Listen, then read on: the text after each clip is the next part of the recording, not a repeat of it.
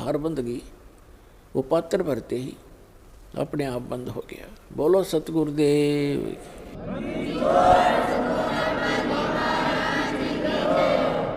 गरीबदास जी ने वो पात्र परमेश्वर को थमा दिया कि ले महात्मा जी, आपकी महिमा अपरंपार है। कुंवारी गाय का दूध निकाल दिया। उस परमेश्वर ने, कबीर साहिब जी ने थोड़ा सा दूध पिया और बाकी वहाँ उपस्थित सभी ग्वालों से कहा कि ले पा लियो, ये अमृत है बेटा, इसको पी लो। ये यहाँ का नहीं है, ये सतलोक से आया है, इस पवित्र पशु के माध्यम से। तो उन्होंने जो अन्य पाली थे, कोई 20 वर्ष का, कोई 30 वर्ष का, कोई 50 वर्ष का, कोई 40 वर्ष के आयु के, वो तो उठ कर चले गए कि हम नहीं पीवा, ये पाप का दूध है। कंवारी गां का दूध निकाल दिया जादू जंत्र करके। और फिर दूसरे, तूने झूठा कर दिया, तेरी जात का पता नहीं, तो कौन जाति का है। उस समय छुआछात भी चरम सीमा पर थी। दुर्भाग्य है, कहते हैं सकल पदार्थ है जगमाई, कर्महीन नर पावे नाही। गरीबदास जी ने कहा कि लो महाराज, आपका अमृत, आपका झूठा दूध है, भगवान कब कब मिले हमें। और जितना पीना था वो पी लिया। तो पुण्यात्माओं कहते हैं, पिछले जब से होते हैं पूर्ण हंस मुराद। ये पिछले संस्कारों से ही ऐसी प्रेरणा और परमात्मा का मिलन हुआ करता है। फिर परमात्मा जिस उद्देश्य को लेकर आए थे, 10 वर्ष के बालक को लगे ज्ञान समझाने, सृष्टि रचना सुनाई और कहा, बच्चों तुम सभी सतलोक में थे और आप यहाँ इस काल के जाल में फंसे हुए हो। गरीबदास जी ने कहा कि हे भगवान, वहाँ ऐसा स्थान बता रहे हो आप कि कभी मृत्यु नहीं होती, वृद्ध अवस्था नहीं होती, और वहाँ कभी सूखा नहीं गिरता। क्योंकि जिस समय गरीबदास साहिब जी छुडानी गांव में जन्मे थे, वहाँ मरुस्थल जैसा पृथ्वी थी, मरुस्थल जैसी। राजस्थान से मिलती जुलती वो अक्षेत्र था, जो वर्तमान में भी राजस्थान का तो बल्कि अच्छा हो गया होगा। और वहाँ हर एक चीज़ का अभाव रहता था। वर्षा हुई तो खाने के गेहूँ, खाने की ज्वार बाजरा हो जाता, गेहूँ तो कभी देखा भी नहीं था। तो गरीबदास जी ने कहा कि वहाँ परमात्मा ने बताया कि वहाँ बिन बादल वहाँ वर्षा होए, और असंख्य वहाँ पर जो है, कहते हैं असंख्य सूर्य जितना प्रकाश रहता है, ना गर्मी है, ना पाला है, ना सर्दी है, ना गर्मी है। और सदाबहार पेड़ हैं, अंगूरों के गुच्छे लगे रहते हैं, प्रत्येक के महल के सामने पार्क हैं, फुहारे हैं, बहुत अच्छे बगीचे हैं और बहुत सुंदर पहाड़ हैं वहाँ के। यहाँ तो मिट्टी के पहाड़ हैं, वहाँ पर हीरे और मोतियों के पहाड़ हैं, सुंदर मिट्टी है, उसके अंदर फलदार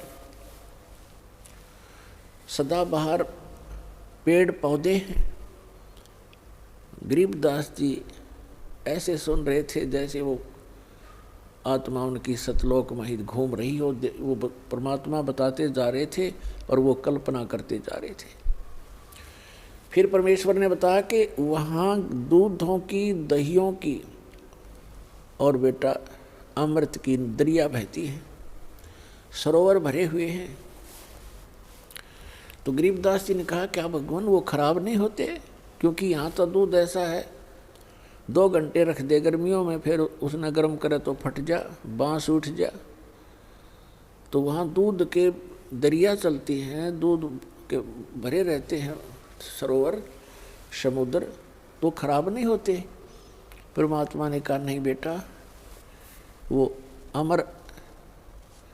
अमर पदार्थ हैं। उदाहरण दिया परमात्मा ने कि जैसे ये गंगा आई है आपके भारतवर्ष में, ये गंगा का जल हमारे ही लोक से आया है, सतलोक से। और एक ये एग्जाम्पल है आपके लिए, बुद्धिमान को संकेत ही पर्याप्त होता है। सतलोक से या गंगा आई सबसे पहले आई शिव के लोक में, शिव के लोक से फिर आई विष्णु के लोक में सबसे, और फिर उसके बाद आई है इस पृथ्वी लोक पे। इसके आने का तरीका परमात्मा की रजा और उसका, अब उसको साइंटिफिक तरीके से किसी तरह लगा लो। वहाँ से नीचे आई, फिर वहाँ से नीचे वाष्प बनकर पृथ्वी पर आई, या हिमालय के ऊपर आकर के ये बर्फ रूप में विद्यमान हुई और हो ही रही है। हुई क्या, ये तो आ ही रही है, वहीं से चलकर आ रही है। और इस गंगा के पानी को आप रख लीजिए, चाहे 100 वर्ष रखो, ये खराब नहीं होता। और ये तो इसे लोक में जहाँ सब कुछ में तुरंत ही जीव चल पड़ते हैं। ये कितना सुंदर शरीर है, मृत्यु के उपरांत 2 दिन इसका अंतिम संस्कार ना करो, इसमें जीव पड़ जाएंगे सारे में। लेकिन उस गंगा के पानी में वो खराब नहीं होता, उसमें जीव नहीं होते। गंगा जल तकरीबन सबके घर पर होता था। इस बात से गरीबदास जी खूब परिचित थे कि 3 वर्ष पहले हमारी माता किसी के साथ गई थी और गंगा का जल लाई थी, और आज तक बिल्कुल ऐसा ही है। तो उन्होंने बड़ी रुचि हुई कि भगवान मुझे वो स्थान दिखाओ जहाँ हम पहले रहा करते थे। परमात्मा आए इसलिए थे, हम जीवों के लिए अपने गवाह तैयार करने के लिए, कि मेरे प्रत्यक्ष दृष्टा हों, मेरे साक्षी बने मेरे बच्चे, ताकि आने वाली वो पिछली पीढ़ी में मुझे पहचान सके कि कबीर इज गॉड। तो परमात्मा उनको सतलोक में लेकर गए, अपनी प्यारी आत्मा गरीबदास साहिब जी को। शरीर नीचे रह गया, आत्मा सूक्ष्म शरीर, फिर कारण शरीर, सब फिर वहाँ जा कर के उसका अपना ओरिजिनल शरीर जो वहाँ हमारा था, वो उसमें वो मानव शरीर सदृश ही है, लेकिन उसका पूरी बॉडी का 16 सूर्य जितना प्रकाश है। और परमात्मा यानी परम अक्षर ब्रह्म का, सत्य पुरुष का, कबीर जी की का वहाँ शरीर का इतनी रोशनी है, इतना प्रकाश है, जैसे करोड़ सूर्य करोड़ चंद्रमा मिला दे एक रोमकूप में। तो परमात्मा भी मनुष्य जैसा ही है, लेकिन सामर्थ्य में अंतर बहुत है, शक्ति में बहुत अंतर है। तो इस प्रकार गरीबदास जी को परमात्मा ऊपर लेकर गए, ब्रह्मा विष्णु महेश का लोक दिखाया, धर्मराज का लोक दिखाया, ये नकली सतलोक दिखाए, और यहाँ के ये स्वर्ग लोक दिखाए, नरक लोक दिखाए, इंद्र का लोक दिखाया, सभी ऊपर को लेकर गए, जहाँ काल रहता है वो स्थान दिखाया, और 11वां द्वार पार करके अक्षर पुरुष के लोक में प्रवेश किया। फिर 12वां द्वार पार करके सतलोक के अंदर प्रवेश हुए, भंवर गुफा के पार करके।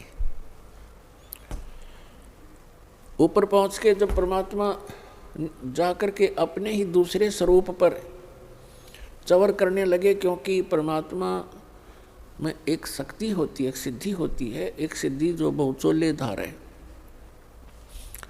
तो परमात्मा अन्य रूप बनाकर नीचे आते हैं और एक रूप में सिंहासन पर वहाँ विराजमान होते हैं।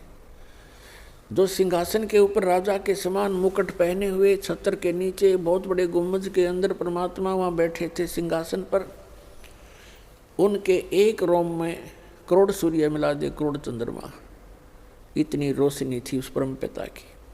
और नीचे से जो जिंदा महात्मा के रूप में वही परमात्मा अपना अन्य रूप धारण करके गए थे, अन्य वेश में, वो जिंदा महात्मा का रूप था। जिंदा कैसे होते हैं? मुसलमानों के अंदर जिंदा महात्मा होते हैं, काला टोप पहनते हैं छोटे से वाला, एक काला ही ओवर कोट पहनते हैं घुटनों से भी नीचे तक, पिंडलियों तक का, और एक कच्छा पहनते हैं घुटनों तक का।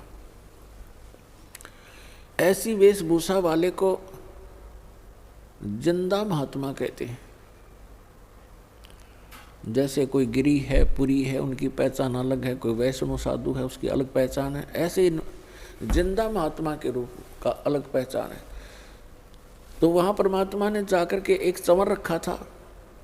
कबीर परमात्मा जो नीचे से गए थे, वो चंवर उठाकर उस सच्चे दरबार से और अपने ही दूसरे रूप जो सिंहासन पर विराजमान थे डबल रोल करने लगे, उनके ऊपर चंवर करने लगे ऐसे। अब गरीबदास जी सोच रहे हैं, देख रहे हैं कि भी भगवान तो ये है जिसके ऊपर बाबा जी चंवर कर रहे हैं, और कितने सुंदर है, कैसा नूर है, ऐसा प्रकाश कभी देखा नहीं, और यहाँ का लोक है भगवान, वहाँ तो मन चक्रित हो जाता है। तो गरीबदास जी इतना सोच ही रहे थे कि भगवान तो ये है, और कितना सुंदर लोक यहाँ का, देखते भी मन नहीं भर रहा है, आत्मा तृप्त नहीं हो रही है। कभी उस सुंदर मनोहर लोक को, द्वीप को देख रहे हैं, वहाँ के नज़ारा देख रहे हैं, कभी परमात्मा के चेहरे को देख रहे हैं जैसे बालक देखा करते हैं। फिर मन में सोचने लगे कि ये नीचे से जो महात्मा आए हैं ये इस भगवान के कोई सेवक होंगे, नौकर नाकर हैं, ये सर्वेंट होंगे इसके। इतना सोच ही रहे थे। वो असंख्य ब्रह्मांड के सिंहासन पर विराजमान जो तेजों में रूप था भगवान का, वो खड़ा हुआ और ऐसे प्रार्थना करके कहा, विराजिए भगवान। जिंदा महात्मा के रूप में मालिक उसमें बैठ के असंख्य ब्रह्मांड के सिंहासन पर, और वो तेजों में शरीर जो खड़ा होकर के चंवर लेकर के जिंदा महात्मा जो सिंहासन पर विराजमान थे चंवर करने लगे। अब गरीबदास जी सोच रहे हैं कि बाबा जी तो बड़ांडी भाई, इस पर भगवान चंवर करे, इसका पूजा सेवा कर रहा है। इतना सोच ही रहे थे, इतने में तेजों में शरीर जिंदा वाले स्वरूप में समा गए और अकेले जिंदा महात्मा के रूप में परमात्मा असंख्य ब्रह्मांड के कंट्रोलर और सृजनहार के सिंहासन पर बैठे, और उनका इतना ही तेजों में शरीर हो गया।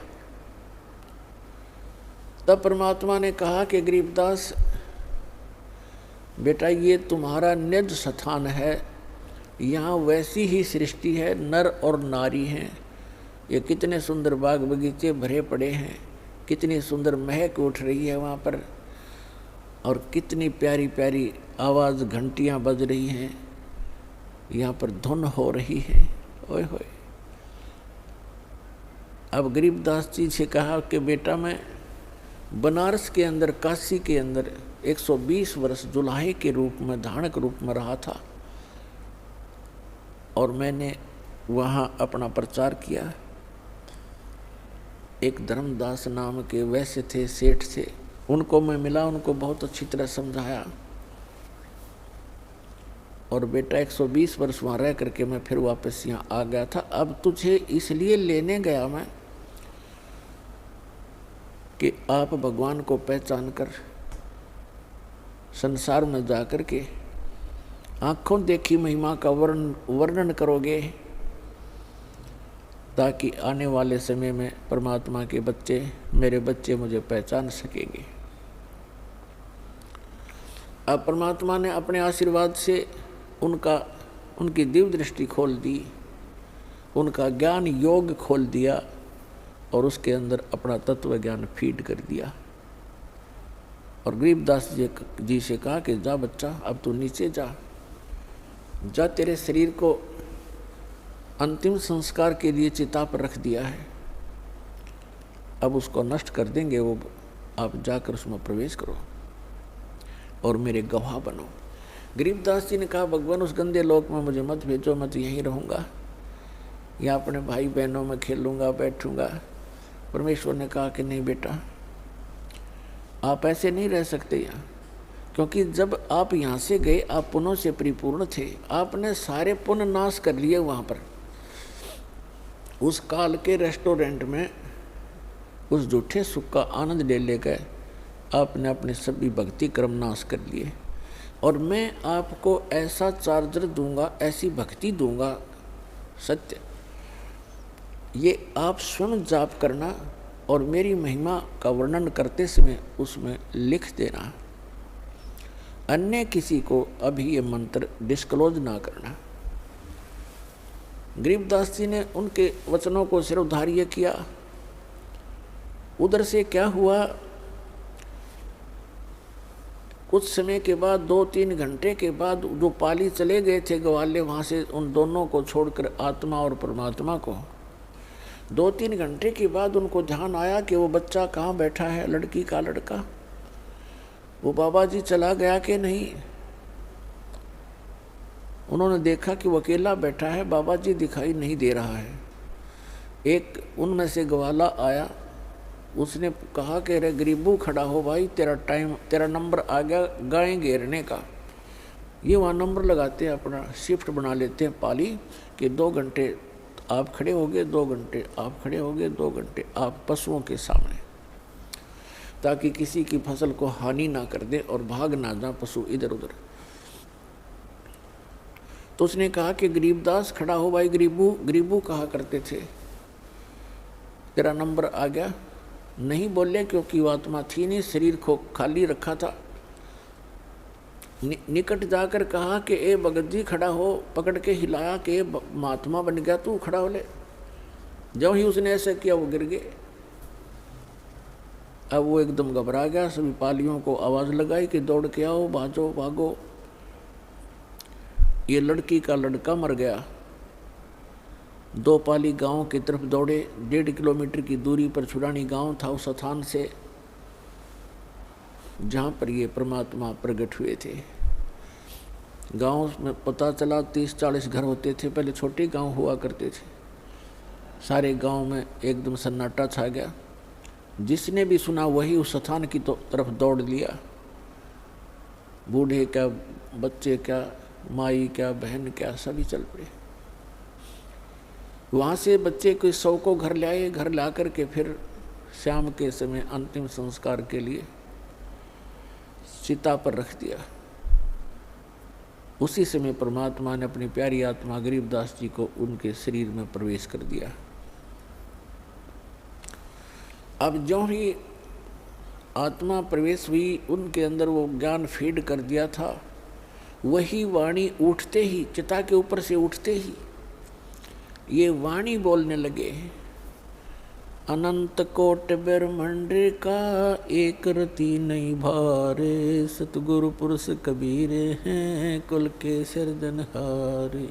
अलल पंख अनुराग है सुन मंडल रे थीरे, दास गरीब उधार दिया सतगुरु मिले कबीरे। अब गांव वालों ने सोचा ये लड़का मेंटल हो गया, बाबा जी के जंतर मंत्र का दूध पी के एंड बैंड बोल रहा है, पता नहीं क्या बक रहा है उआ बाई, क्योंकि वो समझ कैसे सके इस गूढ़ रहस्य को। ऐसे 3 वर्ष बीत गए और उधर से इस बात पर संतोष कर लिया परिवार के व्यक्तियों ने कि हे भगवान, लड़का होता गया मेंटल, पर कोई बात नहीं, या लड़की इस बच्चे को देख देख के, जैसा भी बावड़ा है, पागल है, इसको देखकर वो जीवित रह जाएगी, नहीं तो बेहोश हो जाती थी इस घटना को सुनकर बार बार। तो ये संतोष किया कि कोई बात नहीं, पागल हुआ सो हुआ, पर जीवित तो हो गया। लड़की ने पेट पर खाना खा लिया। ऐसे 3 वर्ष बीत गए। एक गोपाल दास नाम के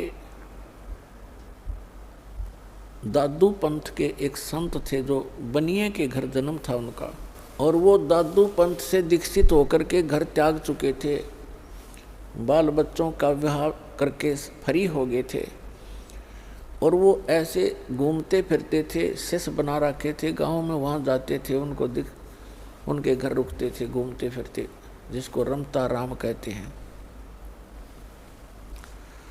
और दादू साहब जी को भी परमात्मा मिले थे जब वो 7-8 वर्ष के थे। जंगल में खेल रहे थे, बनी में 2-4 बच्चे और भी बैठे थे। तब परमात्मा आए, उनको ज्ञान सुनाने लगे। बच्चे, छोटे बच्चों को रुचि बहुत होती है, वो कोई कथा कहानी सुन के बड़े प्रसन्न होते हैं। तो 3-4 बच्चे थे वो और 4-5 और थे, एक दादू जी थे। दादू जी की रुचि बहुत थी, क्योंकि वो आए उसी के लिए थे। सारा ज्ञान सुनाया। दादू जी की आंखों में आंसू आने लगे और कहा भगवान ऐसा लोक है वहाँ पर। और वो दादू जी तो जयपुर के पास राजस्थान के अंदर जन्मे थे, वो वहाँ तो और बुरा हाल था उस समय। उनकी प्रबल प्रेरणा हुई और कहा कि मुझे वहाँ ले चलो भगवान। तो परमात्मा ने कहा भी ऐसे नहीं ले जा सकते, पहले आपने मेरा शिष्य बनना पड़ेगा, दीक्षा लेनी पड़ेगी। ऐसे ही गरीबदास जी को भी प्रथम मंत्र देकर परमात्मा सतलोक लेकर गए थे और गाय के कुंवारी गाय के दूध से उनको वो अमृत पान कराया था, जिसको पान परवाना कहते हैं। पान माने पेय जल, जैसे खान पान, तो खाना और पीने का जो स्थान, तो पान परवाना का अर्थ है प्रथम मंत्र इस अमृत बना करके वचनामृत से मिश्री के साथ या अन्य जैसी भी सुविधा उपलब्ध होती है उसके माध्यम से प्रथम मंत्र दिया जाता है। तो वहाँ परमात्मा ने कहा एक पान के पौधा था निकट ही, पान का पेड़ था, उससे एक पत्ता तोड़ के लाया, बच्चा के पत्ता तोड़ के लाया। एक करमंडल था उनके पास अपना, जल मालिक के पास। परमात्मा ने कहा कि प्रथम मंत्र लेकर फिर मैं तुझे ले जा सकूंगा। तो और बच्चे तो उठकर चले गए, वो दोनों रह गए, परमात्मा और वो प्यारी आत्मा। तब परमेश्वर ने अपने करमंडल से एक घूंट पानी की भरी और फिर वापस उस पे पान के पत्ते पर ऐसे कुरला कर दिया और कहा ले बच्चा ये नाम ले और इसको पी ले। अब दादू जी ने पकड़ कर पी लिया और दो बच्चे और बैठे थे वो उठ कर चले गए, कहने लगे हम ना पीवा तेरे जूठे ने। अब दादू साहब को फिर परमात्मा ने वो मंत्र दिया, वो बच्चों के जाने के बाद वो तो कुरला करके रख लिया था ताकि ये बच्चे आप खिसक जाएंगे, यहाँ से कहना नहीं पड़ेगा तुम जाओ। वो तो उठकर चले गए। जब वो दोनों रह गए तो उनको नाम दिया, नाम देकर कहा ले बेटा ये पी ले। दादू साहब पीते ही उनकी तो सुरती पहुंची और कहा चल मेरे साथ। आत्मा शरीर वहाँ छोड़ दिया, ऊपर लेकर गए आत्मा को। तो दादू साहब जी 3 दिन और 3 रात अचेत रहे थे, बेहोश पड़े थे, कोमा में, जैसे कहते हैं ना कोमा के अंदर आ गया। रात्रि देर होगी, शाम को बच्चे की खोज हुई। उन बच्चों से पूछा कि कहाँ है तुम्हारे साथ वो खेलने गया था दादू। उन्होंने बताया कि वहीं रह गया था, हम तो आ गए थे। वहीं खोजने के लिए गांव के लोग गए तो वहाँ अचेत पड़े थे। तब उन्होंने बच्चों ने बताया कि एक बाबा जी आया था और उसने ऐसे जंतर मंतर करके एक जल पान किया था और इनको पिलाया था। हम तो आगे हमने पिया नहीं, इसने पी लिया था, जिससे ये मर गया। मरा तो नहीं है लेकिन अचेत है। घर उठा लाए, सब परिवार के जन इकट्ठे हो गए, रिश्तेदार आने लगे कुशल पूछने के लिए। तीसरे दिन परमात्मा ने ऊपर के सब ब्रह्मांड दिखा करके उस आत्मा को वापस छोड़ दिया। तब दादू साहब जी एकदम खड़े हुए, चारों तरफ देखा कि हाहाकार मच रहा है, माँ रो रही है, पिता रो रहा है, भाई बहन अन्य सब बुरा हाल था, सन्नाटा छाया था। तो एकदम उठे तो सबकी खुशी का ठिकाना नहीं रहा। लेकिन दादू जी की वही हालत हुई जो गरीबदास साहिब जी की थी। ये वाणी बोलन लग गए और उस वाणी को उस गांव वाले नहीं समझे कि वो पागल हो गया। अब दादू साहब जी क्या बोल रहे थे अपने परमात्मा कबीर जी के गवाह बनकर, जो जो शरण कबीर के तिरगे अंत अपार, दादू गुण के ताकहूँ कहत न आवे पार। कबीर करता आप है दूजा न कोई, दादू पूर्ण जगत को भक्ति दृढ़ावत सोए। ठेका पूरा होवे जब सब कोई तजय शरीर, दादू काल चंपे नहीं जपे जो नाम कबीर। आदमी की आयु घटे तब यम घेरे आए, सुमरण करे कबीर का, दादू लिया बचाए। आदमी की आयु घटे तब यम घेरे आए, सुमरण किया कबीर का, दादू लिया बचाए। मेट दिया अपराध सब, आ मिले छन माही, दादू संग ले चले कबीर चरण की छाही। सेवक देव निज चरण का, दादू अपना जाने, बरंगी सत्य कबीर ने कीन्या आप समाने। दादू अंतर्गत सदा छन छन सुमरण ध्यान, वारो नाम कबीरे परे पल पल मेरे प्राण। सुन सुन साख कबीर की, काल नवावे माथे, धन धन हो तीनों लोक में, दादू जोड़े हाथे। केरी नाम कबीर का, विषम काल गजराजे, दादू भजन प्रताप से ये भागे सुनत आवाज। पल एक नाम कबीर का, दादू मन चित लावे, हाथी के असवार को ये स्वान काल ना खावे। सुमरत नाम कबीर का, ये कटे काल की पीरे, दादू दिन दिन ऊंचा होवे परमानंद सुख सीरी। दादू नाम कबीर की, जय कोई लेवे ओटे, तिनको कभू लागे नहीं ये काल बजर की चोटे। और संत सब कूप हैं केते झरीता नीरे, दादू अगम अपार है ये दरिया सत्य कबीर। अब ही तेरी सब मिटे ये जन्म मरण की पीर, श्वास उश्वास सुमर ले दादू नाम कबीर।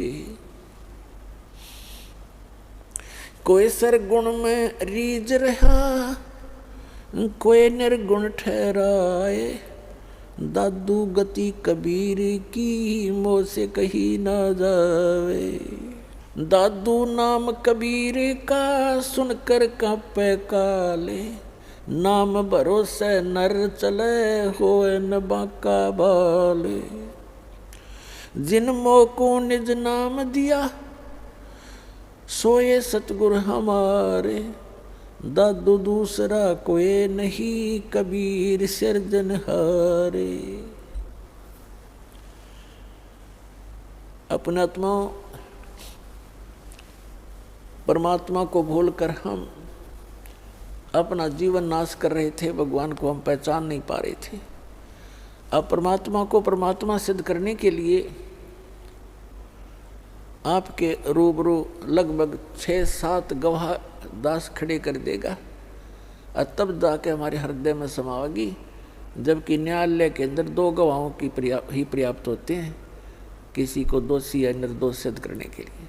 और यहाँ पर आपके सामने 7 साक्षी खड़े कर देगा, 7 साक्षी रूबरू कर देगा आपके परमात्मा को परमात्मा सिद्ध करने के लिए। और तब जाकर के ये गले उतरेगी कि कबीर इज गॉड। अब हमारे भक्त तो परिचित हो ही जाते हैं इस ज्ञान से, सुनकर इतने प्रमाणों को देखकर, और वो किसी अन्य को बताने की चेष्टा करते हैं तो सारा ज्ञान सुन लेते हैं और फिर ये कहते हैं और तो सारी बात आपकी प्रमाणित है, पर कबीर को भगवान नहीं माना जाए। कबीर को भगवान कैसे माने? कबीर तो जुलाहा था, धानक था, कवि था, गरीब सा आदमी था, झोपड़ी में रहा करता था। तो अपने आत्मा परमात्मा तो परमात्मा ही होता है। अब हमने ये कैसे जान लिया कि परमात्मा वो है जिसका हाथ में धनुष हो या त्रिशूल हो और या सुदर्शन चक्कर हो? तो ये लक्षण कहाँ से ग्रहण करें हमने कि ये भगवान होता है? वो हमने अपने लोक वेद दंत कथा सुने सुनाए ज्ञान से सिद्ध कर रखे थे। अब जिसके पास थोड़ा सा कोई मजबूती है, कोई बल है किसी भी प्रकार का, तो वो तो आप भगवान है। ये राजा लोग कैसे बने थे, राज कैसे स्टार्ट हुआ था, ऐसे जनता रहा करती थी। जिसके पास 10-20 लठाड़े होते वो किसी ने घेर कूट छेद के उसका लूट लेते धन, फिर उन पर टैक्स लाने शुरू कर दिए। लाठी वाले की भैंस यहाँ पर है ही है। तो वो तो आपे भगवान है जिसके पास हथियार है या कोई बाहुबल है या कोई अपने सदस्यों का ताकत है। भगवान तो भगवान ही है। और ऐसी स्थिति में जो एक झोंपड़ी में रहा करते थे, कपड़ा बना करते थे, और उसको भगवान, उस भगवान को भगवान सिद्ध करना, तो सबसे बड़ा इस पृथ्वी पर जो सबसे कठिन काम है ये है कि कबीर को परमेश्वर सिद्ध करना। और रविदास ऐसा कर देगा कि सदा के लिए बच्चे बच्चे के जुबान पर हो जाएगा, कबीर इज गॉड धानक रूप रहा करता।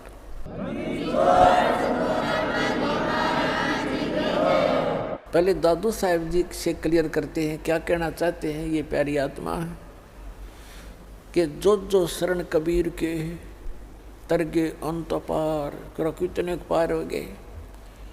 और दादू गुण की केता कहूँ कहत न आवे पार। कबीर करता आप है दूजा ना कोई, और दादू पूर्ण जगत को भक्ति दृढ़ावत सोए। पूरे विश्व को यदि कोई सत भक्ति देता है तो स्वयं ही आकर बताता है, पूरे विश्व को बताता है। और फिर बताते हैं ठेका पूरा होवे जब, सब कोई तजय शरीर, और दादू काल निकट नहीं आवे। जपे जो नाम कबीर, कबीर नाम का अर्थ है जो भगवान ने नाम दिया था सत साधना करने के, उन मंत्रों का जो जाप करता रहेगा उसके निकट काल नहीं आ सकता। फिर क्या बताते हैं,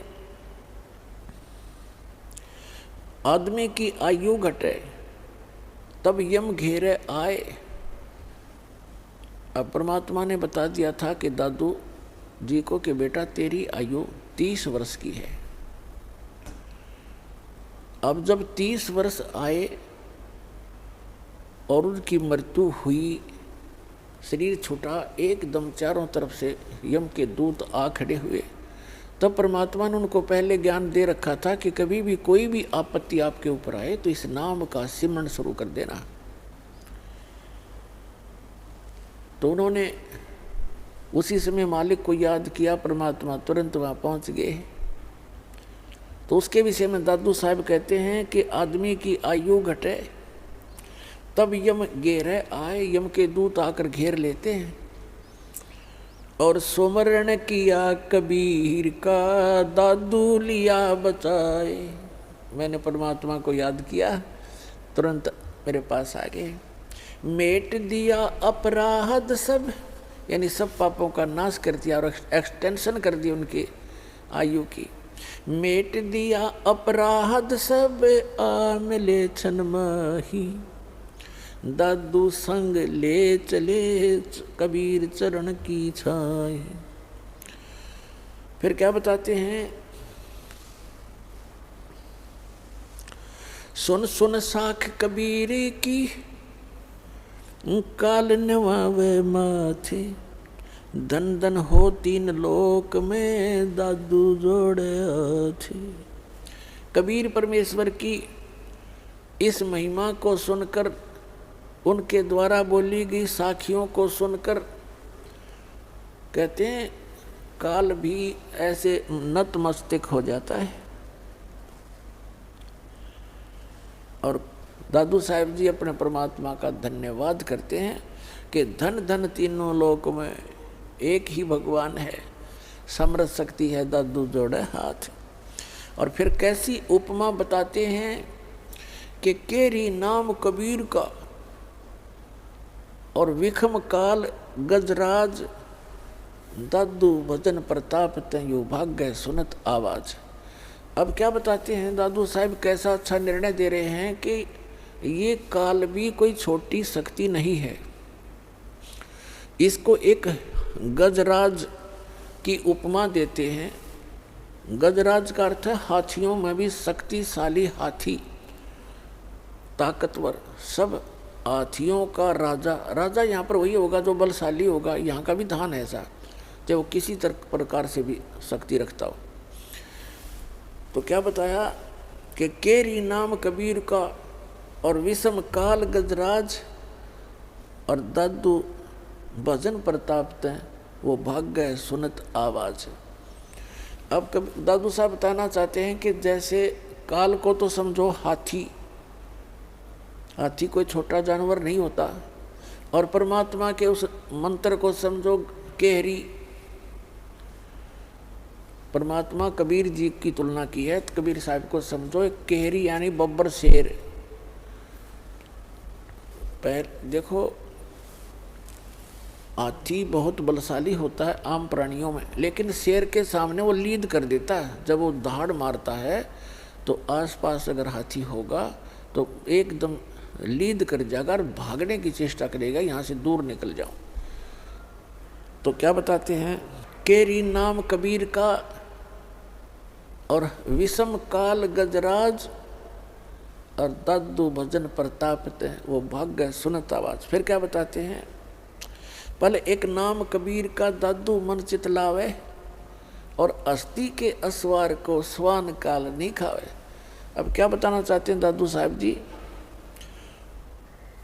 कि आप जी जो परमेश्वर कबीर जी की शरण में आ गए और ये सच्चा नाम आपको प्राप्त हो गया,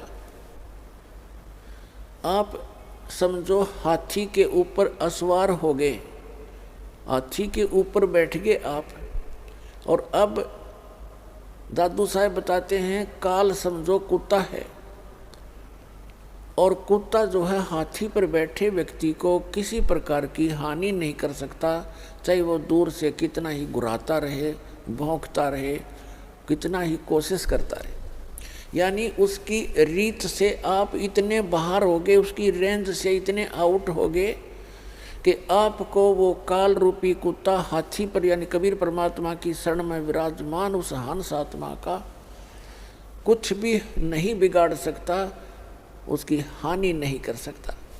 ये अंदाजा लगा सकते हो पुण्यात्माओं, आप अपनी स्थिति को समझ सकते हो, आप कितने इन यहाँ की हानिकारक इनसे शक्तियों से ऊपर उठ चुके हो।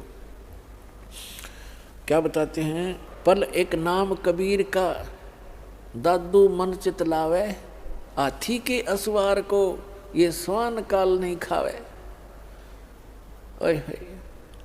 अब आप देख सकते हो हाथी पर बैठे व्यक्ति का, पहले तो उस हाथी के निकट कुत्ता नहीं आ सकता, क्योंकि हाथी कैसे थाम कैसे मोटे मोटे पिलर से तो पैर होते हैं, अरे एक सूंड मार दे तो मन मानो लोटपोट हो जा, पता है उसको। और वो तो फिर ऊपर बैठा है उसके सवार। तो पुण्यात्मा इन महापुरुषों ने भगवान को देखा, सतलोक को देखा, वहाँ की महिमा आँखों देखी बताई है, और अभी तक दुनिया ने लोक कथा सुनाई है अन्य संतों महंतों आचार्यों और शंकराचार्यों ने, महंतों ने, काजी और मुल्लाओं ने। सुमरत नाम कबीर का कटे काल की पीरे, कहते सुमरत नाम कबीर का, कबीर परमेश्वर का नाम सच्चे संत से लेकर जाप करने से, दादू साहब तो सीधे ही भगवान से लिए हुए थे उपदेश। कहते सुमरत नाम कबीर का कटे काल की पीड़, कोई भी कष्ट या काल का हो कहते सब समाप्त हो जाएगा। और दादू दिन दिन ऊंचा हुए, यानी दिन दिन उभरेगा वो प्राणी, और फिर सुख परमानंद सुखसीर। अब जैसे पुण्यात्माओं आप और आम जगत में कितना अंतर हो गया। आपने शराब त्याग दी, हुक्का बीड़ी तंबाकू सेवन करना बंद कर दिया, मांस खाना बंद कर दिया, चोरी ठगी जारी झूठ कपट ये बंद कर दिए। एक तो आपके पाप स्टॉप हो गए, और दूसरी आप भक्ति स्टार्ट कर दी, भक्ति करने लगे। और अन्य समाज सारा दिन 2 रोटी के लिए 36 झूठ बोला दिन में, और मन में दोष रखे, और बतलावा के बतलाओगा वही ऊट पटांग बातें अटपट। और आप चर्चा करोगे मालिक की, कभी वाणी पढ़ोगे, कभी सुनोगे, कभी मंत्र कर रहे हो, कभी रमैनी कर रहे हो, कभी सुबह की नित्य नियम कर रहे हो, कभी शाम की आरती का समय हो गया, किसी से चर्चा करते हो तो भी भगवान की चर्चा करते हो। और आपका तो देखो आप कैसे होगे। अब आप यहाँ थे पहले, हम जगत के साथ थे, अब हम ऊंचे होते जा रहे हैं और जगत नीचे को जा रहा है, उनके पुण्य क्षीण हो रहे हैं। तो यहाँ से हम चलते हैं तो उनका और हमारा डबल डिफरेंस हो गया। आप ऊपर चढ़ते जा रहे हैं, वो नीचे को जा रहे हैं।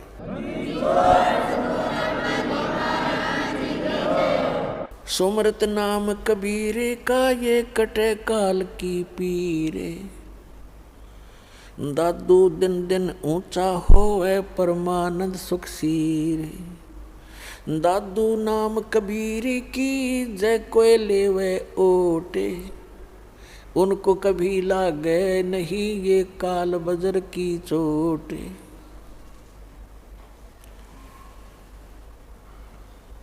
और संत सब कूप हैं, और संत सब कूप हैं, और कहते जरीता नीरे। दादू अगम अपार है ये दरिया सत्य कबीरे। अपना आत्मा आप विचार करना, एक एक इस महापुरुषों की एक एक वाणी में कितनी गहराई है इनके अंदर। कहते हैं और संत सब कूप हैं। दूसरे जो महापुरुषों की आप सुनते हो, जैसे कोई कहता कि हमारे गांव में एक बाबा जी हुआ करता था, हम उसकी पूजा करते हैं, उन्होंने ऐसे कर दिया था, उन्होंने ऐसे कर दिया, ऐसा लाभ दे दिया। और कोई कहता हम झाड़ोदा की में पूजा करते हैं, वहाँ जाते हैं। तो वो भी संत थे, उनमें भी कुछ भगवान की भक्ति का शक्ति संग्रह था।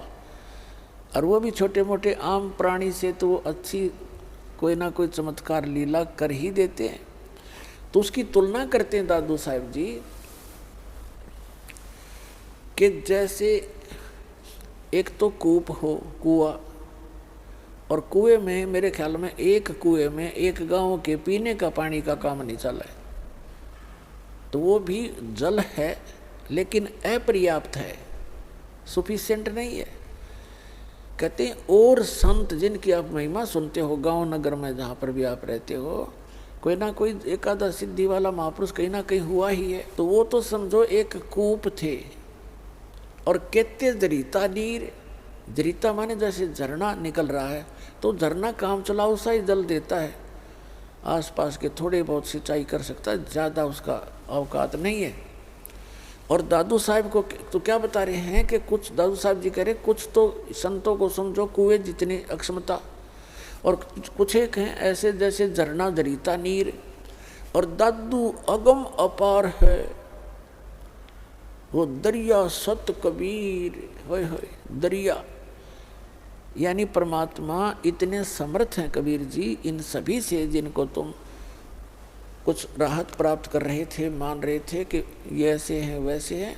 तो उनकी सबकी तुलना कर दी कि दरिया के जल से नहरें भी निकाल ली जाती हैं, सिंचाई भी आसपास के लोग कर लेते, पी भी लेते हैं, और फिर भी पर्याप्त पानी आगे चला ही जाता, समुद्र में जाके मिल जाता है, यानी उसका कोई अंत नहीं होता। तो इतने समर्थ हैं उस कबीर साहब को कैसे तुलनात्मक तरीके से एक समर्थता सिद्ध की है इस प्यारी आत्मा ने, दादू साहब ने। और संत सब कूप हैं, कुएं हैं, कुएं, और कहते दरिता नीर झरने, और दादू अगम अपार है दरिया सत कबीर। फिर क्या बताते हैं, अब ही तेरी सब मिटे जन्म मरण की पीर, और दादू श्वास उश्वास सुमर ले, दादू नाम कबीर। जो कबीर परमेश्वर जी ने सच्चा नाम आपको दिया है, उसका श्वास उश्वास से सिमरण कर लो, इससे जन्म में तुम्हारा मोक्ष हो जाएगा। दादू जी ने खुद मंत्र की जाप किया था, लेकिन आगे अपने ग्रंथ में इसका नामो निशान नहीं दिया। कोई भी दादू पंथी नाम से परिचित नहीं है। फिर क्या बताया है, कोई निर्गुण में रीत रहा, कोई सरगुण ठहराए, और दादू गति कबीर की मोथे कही न जाए। दादू नाम कबीर का सुन के कांपे काल, और नाम भरोसे नर चले होए न बाको बाल। अब क्या बताते हैं, कबीर परमेश्वर के सच्चे नाम को सुनकर काल भी कांप जाता है, और इस नाम के साथ खंडित ना होने दे, इस नाम के साथ चलते रहोगे तो काल आपका कुछ नहीं बिगाड़ पाएगा, आपके परिवार को भी वो हानि नहीं कर सकेगा। जैसे गरीबदास जी ने बताया है कि गरीबदास जी ने इसी का तुलनात्मक तरीके से बताया है कि जो कबीर साहब ने स्वयं बताया है गरीबदास जी को कि जब लग हंसा हमारी आना, और काल लगे नी तेरा बाणा। जब तक हंस यानी मेरी प्यारी आत्मा मेरी मर्यादा में रहेगा तो काल तेरा अटैक नहीं हो सकता। तो हमने परमात्मा की मर्यादा में रहेंगे तो परमात्मा आपकी पूरी मदद करेगा। जैसे दादू साहब ने कितना क्लियर कर दिया है, आप ऐसे बैठ के जैसे हाथी पर, और काल और इसकी सारी शक्ति समझ लो कुत्ते जितनी, आप उस काल की रीत से बाहर हो गए, पहुँच से दूर हो चुके हो। अब जानबूझ के हाथी ते तला पड़ जाएगा डर के, उसके भौंकने थे तो फिर तो पाड़ के खाएंगे कुत्ते। तो इसलिए आप जिन्हें हाथी परमात्मा के इस शरण रूपी हाथी से नीचे मत उतरना, सतलोक जाके छोड़ देंगे आपको।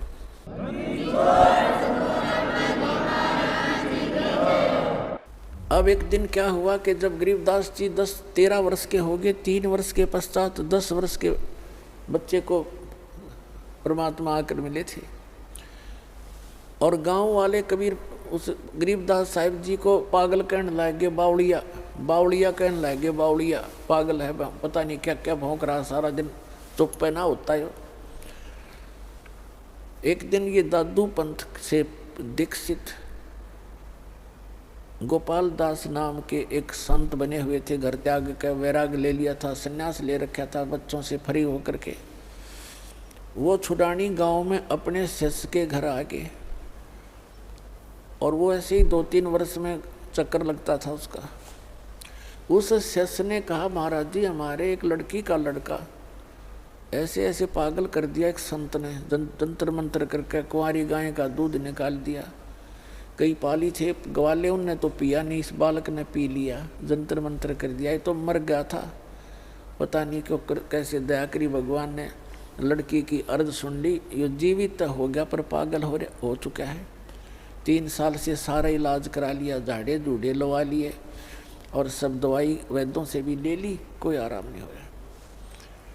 और कहते हैं जी, वो शिष्य कह रहा है जी, संत की विद्या को संत ही काट सकता है, आप दया कर दो तो उसका जीवन ठीक हो जाए। अब गोपाल दास ने कहा कि लाओ बुला के, थोड़ा बहुत झाड़ा झूड़ा लाना वो भी जाने था। अब बुला कर लाए गरीबदास जी और उसके नाना जी, और साथ में और कई गांव के बुजुर्ग टाइप के व्यक्ति आके।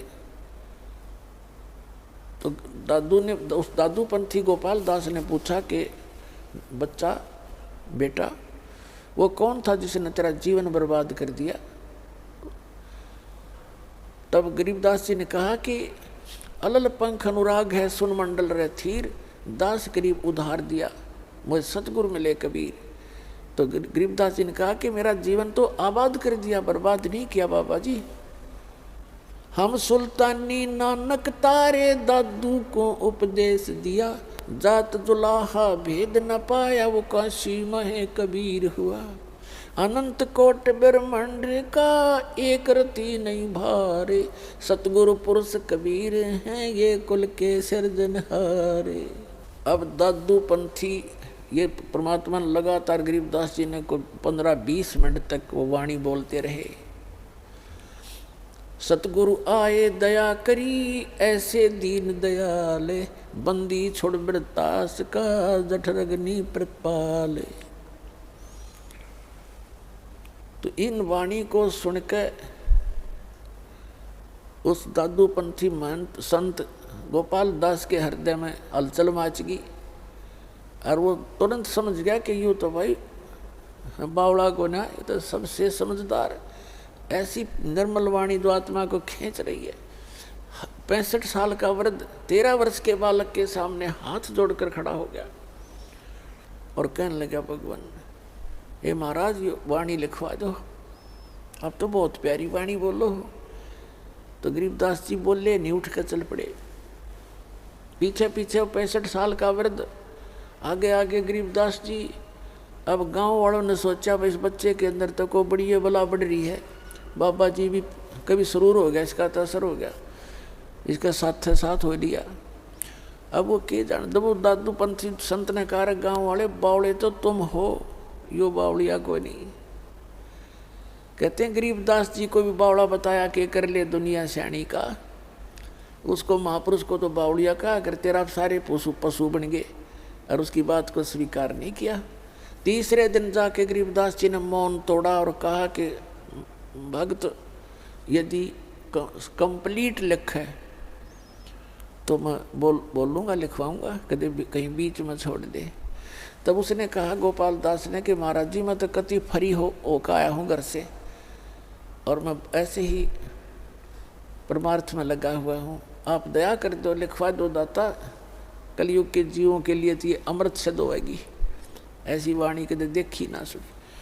तब गोपाल दास जी लिखा करते थे और गरीबदास जी बोला करते थे। गरीबदास जी का ही एक बेरी का बाग था, उसमें एक जंडी का पेड़ था, और गांव से थोड़ी ही दूरी पर वो स्थान था। वहाँ बैठकर जंडी के पेड़ के नीचे गरीबदास जी बोला करते थे और दादू पंथी संत लिखा करते थे। तो इस प्रकार वो लिखा हुआ आंखों देखा सारा कुछ विवरण गरीबदास साहिब जी की अमृतवाणी अर्थात गरीबदास जी का दिया हुआ एफिडेविट वो दास के पास उपलब्ध है, उसको तत्व ज्ञान कहते हैं, जो गॉड गिवन स्पिरिचुअल है, और उसी से आपको दास ये ज्ञान सुना रहा है। इस प्रकार आज का जो दिन है पुण्यात्माओं, ये वो शुभ दिन है। परमात्मा आए और हमारे लिए एक छाप छोड़ गए कि गरीबदास जी को गवाह बना गए और अनमोल अमृत ज्ञान पुनः प्रदान कर गए। क्योंकि काल ने ये कहा था जब परमात्मा प्रथम बार आए थे सतयुग में, और उनसे कहा था पर जोगजीत रूप में थे, अपने पुत्र के रूप में, तो काल ने कहा था जोगजीत तुम कहाँ जाओगे? तो परमात्मा ने जोगजीत रूप में अपने पुत्र के रूप में खड़े थे, कहा कि मैं नीचे जाऊंगा और सभी जीवों को परमात्मा की जानकारी दूंगा। परमात्मा के आदेश से मैं नीचे जा रहा हूँ, और आपने भगवान मिटा दिया, तो आप स्वयं अपने आप को भगवान सिद्ध कर बैठा, तूने कैसा जुल्म कर दिया। अरे भले आदमी, इन बच्चे थे, इनसे तो गलती होगी, और आपने इनका उलिया बिगाड़ दिया, ऐसा सांग निकाल दिया, कोई गधा बना रखा, कोई गधी बना रखी, कोई कुत्ता, कोई कुतिया, गंदी नाली के कीड़े, तो तेरे को लज्जा नहीं आती? तब वो कहता है मेरे को शराब दे रखा है 1 लाख मानव शरीरधारी जीव खाने का और 1.25 लाख उत्पन्न करने का, तो मैं तो ऐसे ही बनाऊंगा, और नीचे जाकर देखा तेरे को बनाऊं ठीक है, तो आ कैसे गया मेरे लोक में? क्योंकि मैंने तपस्या करके ये 21 ब्रह्मांड ले रखे हैं। तब कबीर साहब बता रहे हैं धर्मदास जी को कि मेरे ऊपर ना ऐसे झपटा जैसे मुझे अभी मार डालेगा। और धर्मदास पुण्यात्मा हमारे लिए संकेत करते हैं परमात्मा कि यहाँ की चाहे कितनी बला हो, कैसा ही कोई क्यों ना हो, चाहे भैरव बैताल और काल भी खुद क्यों ना हो, इस सतनाम का सुमन कर। प्रथम मंत्र प्राप्त है तो प्रथम मंत्र का जाप शुरू कर दीजिए, और सार नाम प्राप्त है तो सार नाम का, सतनाम प्राप्त है सतनाम का सुमन शुरू कर देना चाहिए। किसी प्रकार की आपत्ति चाहे सपने में भी क्यों ना हो या वैसे प्रत्यक्ष में हो, तो भाग जाएगा, कोसो नहीं पाएगा आपको। तो धर्मदास जी को बता रहे हैं कि जब मेरे ऊपर काल ने झपट्टा मारा मुझे मारने के लिए, मैंने सतनाम का सुमन कर दिया धर्मदास, और काल ऐसे कंडम होकर गिर गया जैसे पक्षी की पंख कट जाती है, पड़ा पड़ा तड़पता है, कुछ बसावा नहीं। तब इसने पता लग गया कि इसके पास कोई प्रबल शब्द शक्ति है, तो चापलूस बन गया ये काल, और मेरे धीरे धीरे नीचे नीचे आकर मेरे पैर पकड़ दिए और नु कहे तो मेरा बड़ा भाई मैं आपका छोटा भाई, क्योंकि जोगजीत रूप में परमात्मा खड़े थे जो, और काल भी उस परमात्मा का ही पुत्र है। तो कहता कि आप मेरे बड़े भाई, मैं आपका छोटा भाई। अब छोटे तो गलती करते हैं, बड़े सदा क्षमा करते हैं। अब पुण्यात्मा यहाँ सभी प्राणियों का ये स्वभाव है, पहले तो अपनी ताकत आजमाएंगे और जब ताकत तक पारना पड़े फिर चापलूसी तक काम लेंगे। तो उसने चरण पकड़ के कहा, मैं तो आपको पिताजी के यानी परमात्मा के तुल्य मानता हूँ, मुझे माफ़ कर दो। मुझे परमात्मा बोले ठीक है, माफ़ कर दिया। तब काल कहने लगा, मुझे कुछ आवश्यक, मेरे इस लोक में कुछ त्रुटि है और आप भगवान के नुमाइंदे हो, रिप्रेजेंटेटिव हो, आपके पास पूरी पावर है, मेरा कुछ वो त्रुटि पूरी कर दो, मेरी कुछ डिमांड है वो पूरी कर दो और फिर नीचे चले जाओ बेशक। तो परमात्मा ने कहा, बोल क्या चाहता है? कि वचनबद्ध हो जाओ तब मांगूंगा। परमात्मा वचनबद्ध हो गए। तब कहा कि 3 युगों में परमात्मा ने ये कहा था, मैं नीचे जाऊंगा, सबको सच्चा नाम सही रास्ता मार्ग बताऊंगा, भगवान की का परिचय दूंगा और सत्य नाम दे करके, सार नाम दे करके सबको पार करूंगा, सतलोक ले जाऊंगा। तो इसको मुश्किल होगी थी कि कहीं मेरा लोक ना उजाड़ दे। प्रतिज्ञा करवा ली कि 3 युगों में जीव थोड़े ले जाना, और चौथा युग जब कलयुग आवे तब तो शरण जीव बहु जावे, ऐसा वचन हर मोह दीजिए, तब संसार गमन तुम कीजिए। तो परमात्मा ने कहा ठीक है तथास्तु, तेरे को मैंने वरदान दे दिया, प्रतिज्ञा कर ली कि चौथे युग जब कलयुग में मैं अपने जीवों को समझाऊंगा, ले जाऊंगा। दूसरा इसने कहा था कि आप अपना ज्ञान देकर ले जाना, जब जोर जबरदस्ती से ये ज्ञान मत किसी को देना, और जो जबरदस्ती ना ले जाना यहाँ से, आप अपना ज्ञान सुनाना। आपके ज्ञान से आपको भगवान मानकर, आपको परमात्मा को परमात्मा मानकर जो भक्ति करे वो आपके, और मेरे भक्ति करेंगे, मेरे मंत्रों का जाप करें और मेरे ज्ञान पर आश्रित रहें, वो मेरे। तब परमात्मा ने कहा ठीक है भाई तथास्तु, ये तो है ही, मेरे को तो वही समझेगा जो मेरे ज्ञान से परिचित होगा। परमात्मा ने सब स्वीकार कर ली, उसकी सारी डिमांड। और भी 2-3 थी, वो फिर बताएंगे, अभी समय नहीं। तो तब एकदम आंख पलट गया भस्मागिरी की तरह और कहने लगा कि जाओ जोग जीत संसार। कहते 12 पंथ करो मैं साझा, जब कलयुग आओगा ना सभी प्राणियों को भक्ति मार्ग में विचलित कर दूंगा और इनको इतना विकारी बना दूंगा और इनके टुकड़े टुकड़े कर दूंगा, हिंदू मुसलमान सिख ईसाई जैनी बनाकर इनको एक दूसरे का दुश्मन बना दूंगा और देवी देवताओं मंदिर मूर्तियों तक सीमित कर दूंगा, तीर्थ व्रतों के ऊपर उलझा दूंगा। और तब तुम जाओगे, तब परमात्मा ने कहा कि 5500 वर्ष जब कलयुग बीतेगा तब मैं अपना एक अंश भेजूंगा। उसको तो यही कहना था कि अपना अंश भेजेंगे और फिर तुम्हारे सारे ज्ञान को ठीक कर देगा, वो सबको ये ज्ञान देगा। तो उस समय वो काल कहता है कि उस समय तक तो इनको इतना कंडम कर दूंगा ये भक्ति के योग्य भी नहीं रहेंगे, और फिर नकली पंथ चला दूंगा, तेरे कबीर नाम से 12 नकली पंथ चलाऊंगा, उसके अतिरिक्त और अनेक पंथ चला कर सब्जियों को भरमा दूंगा। और जब तुम्हारा जाएगा ना कोई हंस तो सब उसके साथ वाद विवाद करेंगे, विरोध करेंगे मेरे उस गलत ज्ञान पर आधारित होकर के, और तेरी एक नहीं चलेगी जोगजीत, अब बेशक चले जाना। तो क्या कहा काल ने, 12 पंथ करूं मैं साझा, नाम तुम्हारा ले करूं आवाजा, 12 पंथ नाम जो ले ही हमरे मुख में आन समोई, और अनेक पंथ चलाऊं या विद जीवों को भरमाऊं। अपने आत्मा 12 पंथ तो गरीबदास जी तक पंथ आपको दिखाई रखे बहुत बार, उसके अतिरिक्त और अनेक पंथ चलाऊं, ये राधा स्वामी पंथ, इसी से निकली ब्रांच जय गुरुदेव पंथ मथुरा,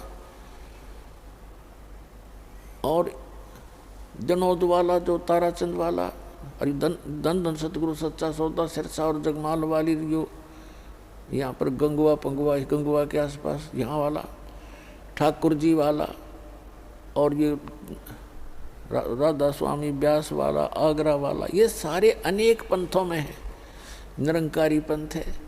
तो काल ने कहा था और अनेक पंथ चलाऊं या विद जीवों को बरमाऊं, और फिर जाइयो जोग जीत संसारा, जीव न माने कहा तुम्हारा, जीव तुम्हारा कहा न माने, हमारी ओढ़ हो बाद बखाने, तुम्हारे साथ विरोध करेंगे, मेरे वकील बन के खड़े हो जाए। तो परमात्मा ने कहा था तुम अपना काम करेंगे और हम अपना करेंगे। तब धर्मदास जी ने पूछा था भगवान जब 5500 वर्ष कलयुग बीतेगा, अभी तो 5000 वर्ष बीता है और अभी तक तो कुछ थोड़ी बहुत इंसानियत जीवित है और आपके साथ इतना विरोध हो रहा है, और फिर आप कह रहे हो कि फिर आओगे कलयुग में इस समय के आसपास, तब कैसे समझाओगे? तो परमात्मा ने कहा था धर्मदास ये मेरा काम है, वो तो बालक है, उसको क्या पता मैं कैसे लीला करूँगा। तब धर्मदास जी को मालिक ने बताया था कि जिस समय 5500 वर्ष कलयुग के बीतेंगे, जब अपना दास भेजूंगा, उस समय तक ये सभी नकली पंथ चल चला कर फाइनल हो लेंगे और इन्होंने जो कहना सुना उनकी पुस्तक बनकर समाज में प्रवेश हो चुकी होगी, इनकी CD DVD बन चुकी होंगी। तब मेरा दास जाएगा, इनके पकड़ पकड़ के ज्ञान को मेरे सदग्रंथों से मेल करेगा, इनको सबको फेल करेगा।